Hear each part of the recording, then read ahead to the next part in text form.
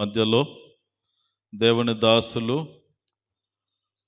దైవజనులు సురేష్ బాబు గారు మన మధ్యలో ఉన్నారు. వారు వినుకొండ ప్రాంతము నుండి మన మధ్యలోనికి రోజున వచ్చారు. ఈ రోజున సండే స్కూల్ పరిచర్యలోను అదేవిధంగా సంఘ ఆరాధనలోను కూడా వారు దైవ సందేశం అందించి కార్యక్రమాలు జరిగించడానికి ఆహ్వానించబడ్డటువంటి దేవుని సేవకులు. మరి ఉదయకాల సమయంలో కొద్ది నిమిషములు దైవ సేవకులు దైవ సందేశాన్ని అందించవలసిందిగా ఆహ్వానిస్తూ ఈ సమయాన్ని వారికి అప్పగిస్తూ ఉన్నాను. దేవుని పరిశుద్ధ నామమునకు మహిమ కలుగును గాక. దేవునికి ఒకసారి స్తోత్రం చెప్దామా? హల్లెలూయా చెప్దామా? హల్లెలూయా. మొదటిగా ఈ మొదటి ఆదివారము ఫిబ్రవరి మాసము 2వ తారీఖు ఉదయకాల సమయంలో దేవాతి దేవుడు ఈ రీతిగా సమయం ఇచ్చినందులకి ప్రభువుని ఎంతగానో ఉదయకాల సమయంలో దేవుని స్తుతిస్తున్నాను. అంత మాత్రమే కాదు, ఈ పరిసర ప్రాంతానికి రావడానికి మా ప్రియులు, మాకు ఇష్టమైన దైవజనులు మరి నరేష్ అయ్య గారికి నా ప్రత్యేకమైన హృదయపూర్వకమైన వందనాలండి. చేరి వచ్చినటువంటి మరి యవనస్తులందరికీ కూడా నా హృదయపూర్వకమైన వందనాలు. అదేవిధంగా మరి గ్రామంలో ఉన్న పెద్దలందరూ చక్కగా పొద్దున్నే వారు వచ్చి దేవుని మాటలు వినడానికి వారు వచ్చి ఉన్నారు. అందుని బట్టి దేవుని నేను స్తుతిస్తున్నాను. మరి మైకు యంత్రం ద్వారా గ్రామంలో ఉన్న ప్రతి ఒక్క బిడ్డకి హృదయపూర్వకమైన ఉదయకాల శుభాలు వందనాలు తెలియపరుస్తున్నాను. ప్రియులరా, నా పేరు సురేష్ బాబు అండి. దైవజనులు ఇందాక మీకు పరిచయం చేసి ఉన్నారు. నేను వినుకొండ ఆయా ప్రాంతాల్లో పరిచయం చేస్తూ 2 సంఘాలు కలిగి ఉన్నాను. ఉదయకాల సమయంలో దేవుని వాక్యమును చదువుకుందాం. పరిశుద్ధమైన బైబిల్ గ్రంథములో నుండి యెషయా గ్రంథము 60వ అధ్యాయము 1, 2, 3 వచనాలను చదువుకుందాం. నీకు వెలుగు వచ్చి ఉన్నది, లెమ్ము తేజరిల్లుము, యెహోవా మహిమ నీ మీద ఉదయించెను. యెహోవా మహిమ నీ మీద ఉదయించెను. చూడుము భూమిని చీకటిని కమ్ముచున్నది, భూమిని చీకటిని కమ్మి ఉన్నది. కటిక చీకటి జనములను కమ్ముచున్నది, కటిక చీకటి జలములను కమ్మి ఉన్నది. యెహోవా నీ మీద ఉదయించుచున్నాడు, యెహోవా నీ మీద ఉదయించుచున్నాడు. ఆయన మహిమ నీ మీద కనబడుచున్నది, ఆయన మహిమ నీ మీద కనబడుచున్నది. జనములు నీ వెలుగునకు వచ్చెదరు, జనములు నీ వెలుగునకు వచ్చెదరు. రాజులు నీ ఉదయ కాంతికి వచ్చెదరు, రాజులు నీ ఉదయ కాంతికి వచ్చేదరు. ప్రియులారా, చదవబడినటువంటి ఈ యొక్క వాక్యమును గమనిస్తే యెషయా గ్రంథము 60వ అధ్యాయము 1, 2, 3 వచనాల్లో చాలా జాగ్రత్తగా మనం ఆలోచన చేస్తే, నీకు వెలుగు వచ్చి ఉన్నది, లెమ్ము తేజరిల్లుము. దేవుని మహిమ మన మీద ఉదయించాలంటే మనం నిద్రపోతే ఉదయిస్తాడా? ప్రియులారా వినండి, దేవుని మహిమ మన మీద ఉదయించాలి అంటే ఉదయకాల సమయంలో మన యొక్క ఆత్మలను దేవుని సన్నిధిలో నిమగ్నం అవ్వాలి. చాలామంది ఉదయకాలం లేచిన తర్వాత, స్త్రీ అయితే వెంటనే ఏం చేస్తుంది చెప్పండి? వేకుజామున లేచిన వెంటనే స్త్రీ అయితే ఏం చేస్తుంది తెలుసా? చీపురు ఎక్కడుంది, ఇల్లు ఉడుచుకుందాం అన్నట్టు.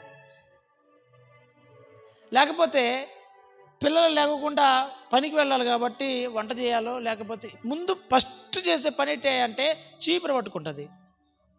మనమైతే ఎక్కడికి వెళ్తాం తెలుసా? ఎక్కడ టీ కొట్టు ఉందా? పొద్దుగాల సమయంలో కొంతమంది ఇళ్ళల్లో టీలు పెట్టుకోరు, దేవుణ్ణి స్తుతించరు. నేరుగా కొట్టు ఎక్కడుందా, టీ ఎక్కడ దొరుకుతుందా అని అలాగ కాలక్షేపానికి వెళ్తూ ఉంటాం. ప్రభు వాక్యం చెప్తుంది కదా, నా ప్రియ దేవుని బిడ్డలారా, ప్రియ సంగమా, నీకు వెలుగు వచ్చింది, నువ్వు వెలిగించబడుతున్నావు, ఆశీర్వదించబడుతున్నావు. కుటుంబం నీకున్నది, గృహము నీకున్నది, బిడ్డలు నీకున్నారు, బంధువులు నీకు ఉన్నారు, అందరూ ఉన్నారు, కానీ నీకు మాత్రము నిజమైన వెలుగు అనేటువంటి మనసు నీలో లేదు. అందుకనే కీర్తనకారుడు అంటాడు, కీర్తనలు 56వ అధ్యాయం 12వ వచనంలో, దేవా నీవు మరణములో నుండి నాకు నా ప్రాణము తప్పించి ఉన్నావు, నేను జీవపు వెలుగులో దేవుని సన్నిధిని సంచరించినట్లు జారి పడకుండా నీవు నా పాదములను తప్పించి ఉన్నావు. దేవుని వెలుగులోకి నువ్వు వస్తే, దేవుని దగ్గరికి నీవు వస్తే నీ ప్రాణమును దేవుడు తప్పిస్తాడంట, నీ పాదాలను దేవుడి వైపు నడిపిస్తాడంటండి. ఎందుకు ఉదయకాల సమయంలో మైకులు పెట్టి పాటలు పెడతారంటే, ప్రపంచం అంతా అల్లకొల్లాలం అయిపోతూ ఉంది. ప్రపంచం అంతా కూడా ప్రియులారా ఎలా ఉందంటే, రీసెంట్గా మనకు తెలుసు, అమెరికా దేశం అంతా తెల్లవారుజామున ప్రార్థన చేసేవారు లేరండి, ప్రార్థించేవారు లేరు. లాస్ ఏంజల్స్లో కొన్ని వేల మంది ప్రజలు ఒకానొక దిన దేవుణ్ణి ఆరాధన చేసేవారట. ఉదయకాలం లేచి దేవుని సన్నిధిలో పాటలు పాడేవారంట ఈ రీతిగా. కానీ కాలక్రమేణా ఏమైపోయిందంటే లగ్జరీ లైఫ్ అలవాటు అయిపోయారు, మత్తుకు బానిస అయిపోయారు. ఎక్కువ ధనం వస్తూ ఉంది. ధనం ఎప్పుడైతే మన జీవితంలోకి వస్తుందో మన జీవితం ఎటు వెళ్ళిపోతుందో తెలుసా? సాతాను కూడా వెళ్ళిపోతుంది. కనుక అక్కడున్న పరిస్థితులందరూ ఒక సినిమా థియేటర్లో, ఒక పెద్ద ఆడిటోరియంలో కొన్ని వేల మంది కలుసుకొని ఎంజాయ్ చేస్తూ ఉన్నారు. అందులో ఒక అతను లేసి, దేవుడు ఎంతమందికి కావాలి ఉదయకాల సమయంలో అంటే ఒకసారి చేతులు ఎత్తుతారా అని చెప్పినప్పుడు ఒక్కరు కూడా చేతులు ఎత్తలేదంటండి. లాస్ ఏంజల్స్ అంటే పడిపోయిన దేవదూత అని పేరు దానికి. ఒక్కరు కూడా దేవుడు నాకు కావాలి అని ఎవరు అడగలేదండి. ఆ రాత్రికాల సమయంలో దేవుని ఉగ్రత ఆ దేశం మీద వచ్చేసింది. మీ అందరూ తెలుసా? కార్చిచ్చు అనే ఒక అగ్నితోటి ఆ యొక్క లాస్ ఏంజల్స్ మొత్తము తగలబెట్టేశాడు దేవుడు. ఎందుకు ఈ మాటలు చెప్తున్నానంటే నా ప్రియ దేవుడి సంగమా, దేవుని సన్నిధిలో మనం ఉన్నప్పుడు దేవునికి మొదటిగా మన ప్రాధాన్యత ఇవ్వాలి. వేకుజామున లేచిన కుటుంబాలు దీవించబడతాయి. అందుకే యోహాను సువార్త 1:9 అంటాడు, నిజమైన వెలుగు ఉండెను, ఆ వెలుగు లోకంలోనికి వచ్చుచు ప్రతి మనిషిని వెలిగించింది. నువ్వు వెలిగించబడాలి అంటే, వెలుగులోకి రావాలి అంటే, దీవించబడాలి అంటే, దీవెనకరంగా మార్చబడాలి అంటే, ఆరోగ్యంగా ఉండాలి అంటే, కుటుంబం ఆశీర్వదించబడాలి అంటే, నీ పాడి, నీ పంట, నీ దిక్కుటెద్దులు అన్నీ కూడా దీవించబడాలంటే మొదటిగా నువ్వు వెలుగు దగ్గరికి రావాలి. 252 బిరుదులు ఉన్నాయి యేసయ్యకి. 252 బిరుదులలో ఒక బిరుదు ఏంటంటే ఆయన వెలుగై ఉన్నాడు అని బిరుదు. దేవునికి మహిమ కలుగును గాక. ఆయన వెలుగై ఉన్నాడు. చీకట్లో ఉంటే మనకేమి కాదు. మన జీవితం అంతా కూడా చీకట్లో ఉంది, పాపంతో ఉంది, కట్టిక చీకట్లో మనం ఉన్నాము. మరి అలాంటి చీకట్లో మనం ఉన్నప్పుడు మరి ఎవరు మనల్ని వెలుగులో తీసుకొచ్చింది? మన ప్రభు అయిన యేసు క్రీస్తుల వారు తన రక్తము ద్వారా, ఆయన యొక్క క్రయధనము ద్వారా, విమోచన ద్వారా మన జీవితాన్ని వెలుగులోకి తీసుకొచ్చాం. అందుకని ఉదయకాల సమయంలో మనం అందరం ఏం చేయాలంటే దేవుని దగ్గర ప్రార్థన చేయాలి. యోహాను సువార్త 1వ అధ్యాయం 5వ వచనంలో ఏమన్నది తెలుసా? వెలుగు, ఆ వెలుగు చీకటిలో ప్రకాశించున్నది కానీ చీకటి దాన్ని గ్రహింపలేదు. చీకటిలో ఉన్నవాడు వెలుగుని గ్రహించలేడండి. పాపంలో ఉన్నవాడు పరిశుద్ధతలోని గ్రహించడండి. ప్రియులారా, సంగమా, ఉదయకాల సమయంలో దేవుని వాక్యం చెప్తుంది కదా, మొదటిగా నీ స్థితి ఎలా ఉంది? పోయిన సంవత్సరం నీ స్థితి ఎలా ఉంది? క్రిస్మస్ పండగకి బట్టలు తెచ్చుకుంటున్నావు, క్రిస్మస్ పండగకి పిండి వంటలు చేసుకుంటున్నావు. పోయిన సంవత్సరం నీకు మనవడు పుట్టాడు, పోయిన సంవత్సరం నువ్వు ఉద్యోగం వచ్చింది, పోయిన సంవత్సరం నువ్వు 10th క్లాస్ పాస్ అయ్యావు, దేవుడికి ఇంత గొప్పగా ఆశీర్వదిస్తున్నాడు. కానీ దేవుణ్ణి మాత్రం మనము వెనక్కి వేస్తూ ఉన్నాము. ఒక వెలిగించిన కుటుంబాన్ని గురించి మీకు చెప్తానండి. దేవుడి చేత వెలిగించబడుతుంది, దేవుడి చేత అభిషేకించబడుతుంది. నిజంగా నరేషయ్య గారు ఇలాంటి గొప్ప సేవకులు నిజంగా ఈ పరిసర ప్రాంతంలో ఉంటే చాలా సంతోషం అండి. ఎందుకు ఈ మాటలు చెప్తూ ఉన్నానంటే, గత వారం నుండి నాకు ఫోన్ చేస్తే రమ్మంటున్నా, నేను కూడా వస్తానయ్యా అన్నాను. పిల్లరా, రమ్మంటే ఆయన నేను రావచ్చు అడ్రస్ ఇస్తే, కానీ దైవజనులు నేను ట్రైన్ దిగిన తర్వాత 1:30కి నా కోసం కర్నూలు వచ్చాడు. రెస్పాన్సిబిలిటీ. అభిషేకం ఉన్న సేవకులు మాత్రమే ఆ బాధ్యత ఉంటుందండి. పేరుకు చాలామంది సేవకులు ఉంటారు, కానీ వారిలో ప్రేమ కుదువుగా ఉంటుంది. తపన ఏదో ఒక బిడ్డలను వెలుగులోకి తీసుకురావాలి. చదువుకుంటున్నంత మాత్రమే కాదండి, వారిని దేవుని యొక్క వెలుగులోకి నడిపించాలి, పరిశుద్ధతలోకి నడిపించాలి. దేవుని వెలుగులో నడిపించిన కుటుంబాలు దీవెనకరంగా మార్చబడతాయి. మీలాంటి పెద్దలు కలిగిన కుటుంబాలు, వెలిగించబడుతున్న కుటుంబాలు, అందులో ఒక కుటుంబాన్ని జ్ఞాపం చేస్తా. ఒక కుటుంబము దేవుని సన్నిధిలో ప్రార్థన చేసేవారంట, దేవుని సన్నిధిలో ఉపవాసం ఉండేవారట, దేవుని సన్నిధిలో ప్రతిదినం మందిరాలకు వచ్చి ప్రార్థన చేసుకునేవారట. అలాంటి కుటుంబము ఒక రోజున వారికి భోజనానికి లేవంటండి. దేనికి లేవట? భోజనానికి లేవు. అప్పటికే 3 రోజులు అయిపోయింది. చిన్నపిల్లలు ఏడుస్తున్నారు, మనవరాళ్ళు ఏడుస్తున్నారు, మనవళ్ళు ఏడుస్తున్నారు. తాతయ్య భోజనాలు లేదు, ఆహారం లేదు తాతయ్య అంటే, దేవుడు వారి పట్ల గొప్ప కార్యం చేస్తున్నాడు. ఎట్లా తెలుసా? ఆ కుటుంబం అంతా, అయ్యా నీ వెలుగులోకి వచ్చాము కదా, నీ సన్నిధిలోకి వచ్చాం కదా, మారు మనసు పొందాం కదా, బాప్తిసం తీసుకున్నాం కదా, నా కుమారులు కోడళ్ళు బాప్తిస్తాలు తీసుకున్నారు కదా, నా మనలో కూడా దేవుని సన్నిధిలో సండే స్కూల్కి వెళ్తున్నారు కదా, మాకేంటి పరిస్థితి అని ఆ పెద్ద ఆయన ఏడుస్తూ ఉన్నాడు. ప్రతి 2 నెలలకు ఒకసారి దైవజనుడు ఆ ఇంటికి వెళ్ళి ప్రార్థన చేస్తూ ఉండేవాడు.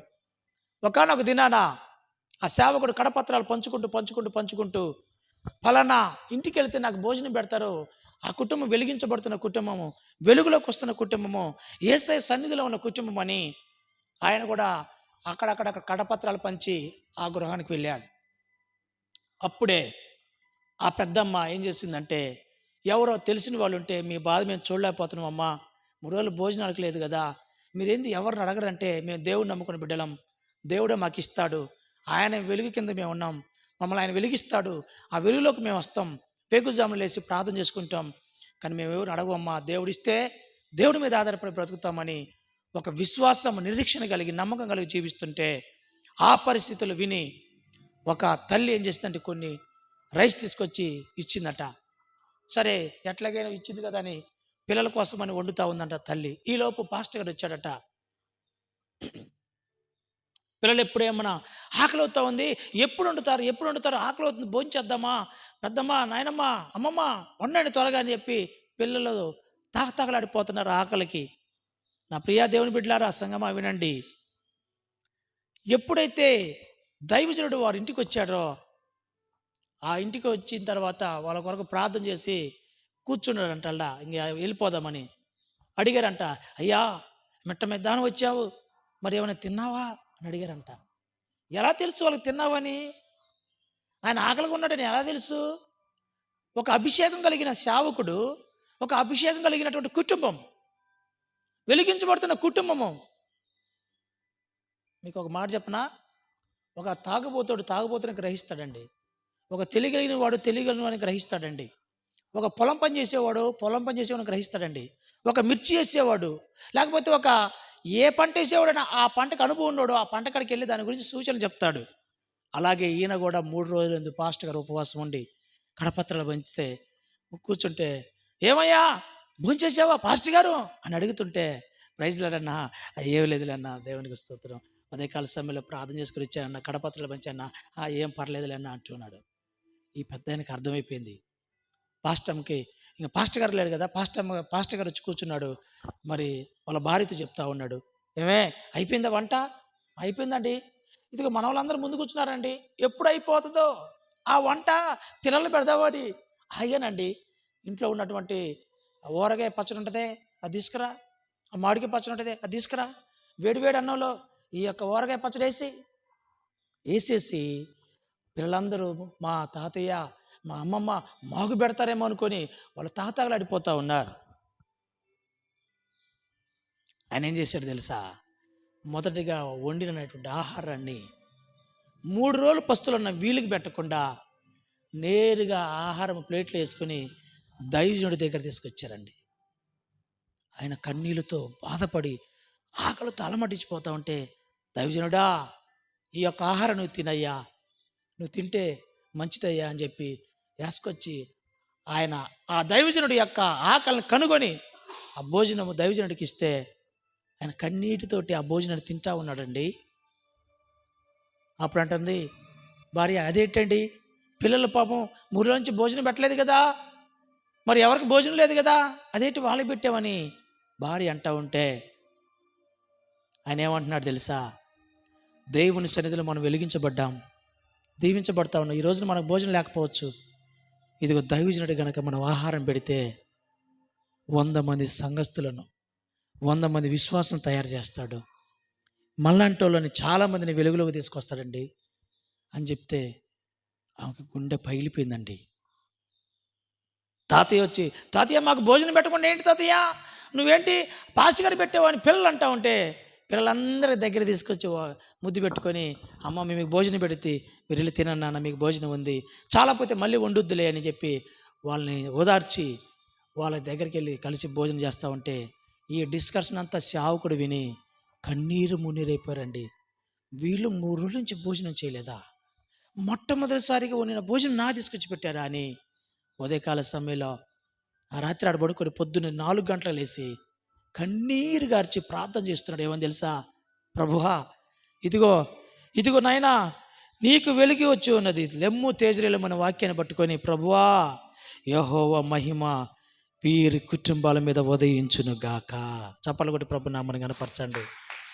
యెహోవా మహిమ, నీ మహిమ ఈ కుటుంబం మీద ఉదయించును గాక అని ఎప్పుడైతే దైవజనుడు కన్నీరు గార్చి ప్రార్థన చేసి వెళ్ళిపోయాడో ఆ రోజు నుండి ప్రతిరోజు రీసెంట్గా మన దాన్ని ఏమంటారంటే ఇక్కడ చెన్నై నుండి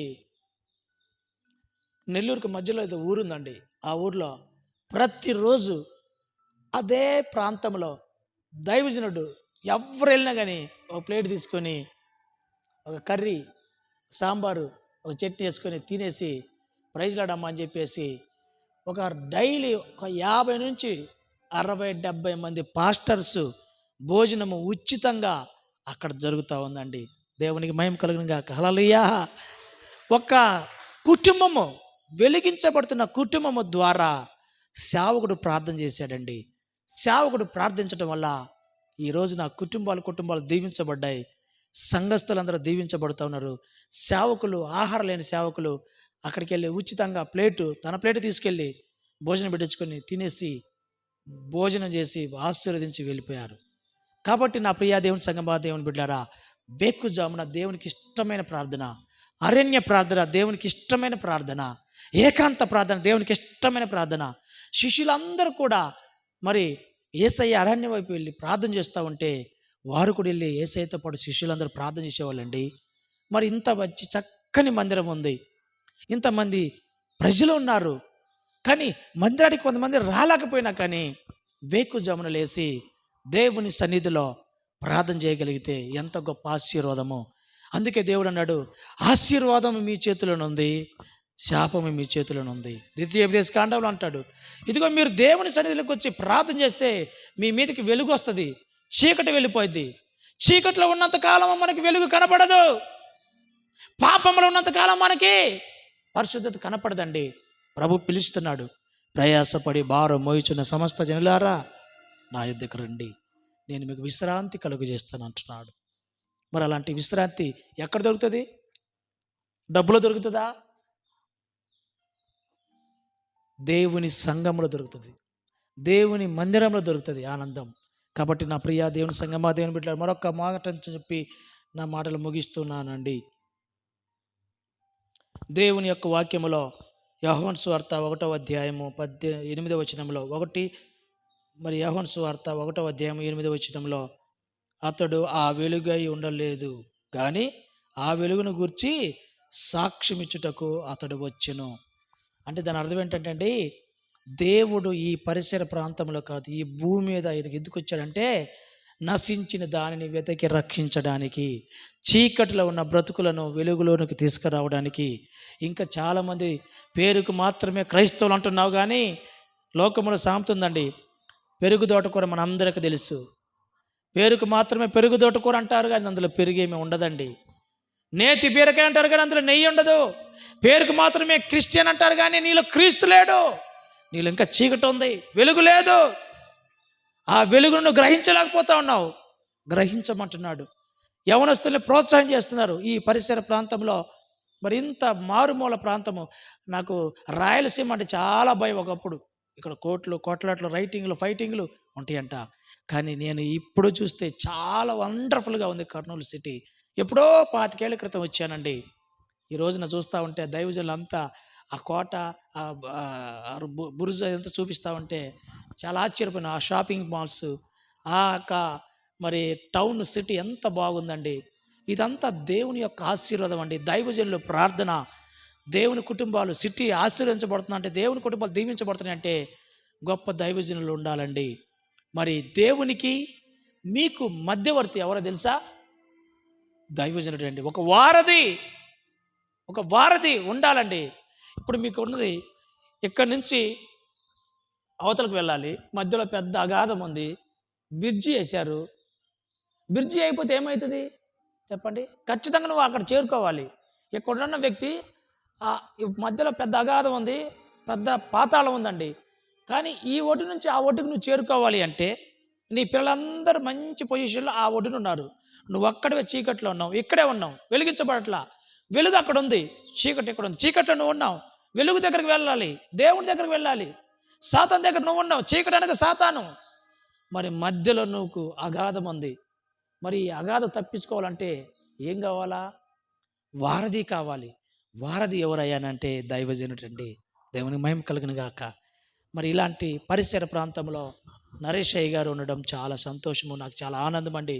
గొప్ప అభిషేకం కలిగిన సేవకులు, నాకంటే అనుభవంతులు, నాకంటే చక్కగా మాట్లాడగలిగిన వారు. నేను 2000 నా జీవితంలో గమనిస్తే పిల్లలు 2017లో నేను సేవలకు వచ్చానండి. అంతకుముందు నేను ఒక కూలి నాలి పని చేసుకుని బ్రతుకుతున్న కుటుంబంలో ఉన్నాను. ఒక బేల్దారి పని చేస్తూ ఉన్నాను. హైదరాబాద్ పట్టణంలో బేల్దారి పని చేశాను. ముంబైలో బేల్దారి పని చేశాను. ముంబైలో బేల్దారి పని చేస్తున్న సమయంలో 3వ స్టేర్ నుంచి కింద పడిపోయానండి. దేవుడు రక్షించాడు. 4 టాటా ఏసీలు ఉండేవి, అశోక్ లైలాండ్లు, డీజే సౌండ్ సిస్టమ్ ఉండేది.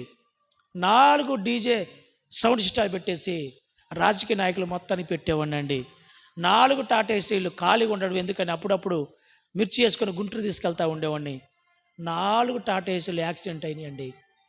ఆ యాక్సిడెంట్లో నేను ఉన్నానండి. దేవుడు నన్ను బ్రతికించాడు. 5 మరణాలు చూశానండి నేను, 5 మరణాలు. మరి నీ జీవితంలో ఎన్ని మరణాలు చూసావు? దేవుడు నన్ను పట్టుకున్నాడు. ఆయన వెలుగు నా మీద ప్రకాశించిందండి. నా మీద ఉండబట్టి నేను బ్రతికి ఉన్నాను. ఈరోజు మీ ముందు సాక్షిగా నిలబడ్డానండి. అలాంటి దేవుని సన్నిధికి కొంచెం సిగ్గుపడమాక, భయపడమాక. ప్రార్థనకు వస్తున్నారు, ఎందుకు కొత్త వాళ్ళు అబ్బో అంటారేమో, భయపడమాక. నా సన్నిధిలో, నా యేసయ్య సన్నిధిలో నేను వెలిగించబడాలి. చీకట్లో నేను ఉండటానికి వీల్లేదు. నా కుటుంబం వెలిగించబడాలి. ఉదయకాల సమయంలో నా బిడ్డలు, నా మనవలు, నా కుటుంబీకులు, నా కుమారులు కుమార్తెల మందిరానికి వెళ్ళి ప్రార్థన చేస్తుంటే ప్రోత్సాహం చేయండి. మీ కుటుంబాలు దీవించబడతాయి. లోతు అబ్రోను బట్టి కదా దీవించబడ్డాడు. దేవదూతలు లోతును కాపాడేది కదా.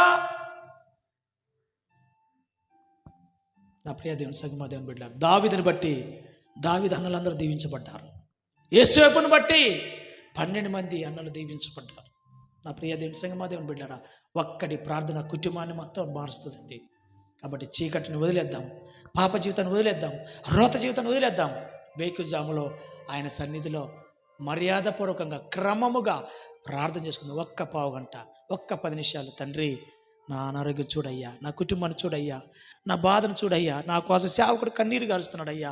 నేను కూడా నీ సన్నిధిలో ఉండి ప్రార్థన చేస్తానయ్యా. ఇదిగో నన్ను సింహం కడు తెల్లగా కడుగయ్యా, హిస్సోపుతో నన్ను కడుగయ్యా. నా హృదయంలో ఉన్న పాపాన్ని తీసివే ప్రభా, వెలుగులోకి నన్ను తీసుకురయ్యా. ఇంకా పాప మాటలు, అల్లరి మాటలు, కోపము, ద్వేషము, ఇంకా భయంకరమైన దుర్భాషలు, వ్యసనము, కుళ్ళు, కుట్ర నాలో వద్దు నాయనా. అవన్నీ నా హృదయంలో నుంచి డస్ట్బిన్లు వేసే ప్రభువా. హృదయపూర్వకంగా నన్ను దీవించయ్యా. నీ వెలుగుతో నన్ను నింపయ్యా, నీ మహిమతో నన్ను నింపయ్యా.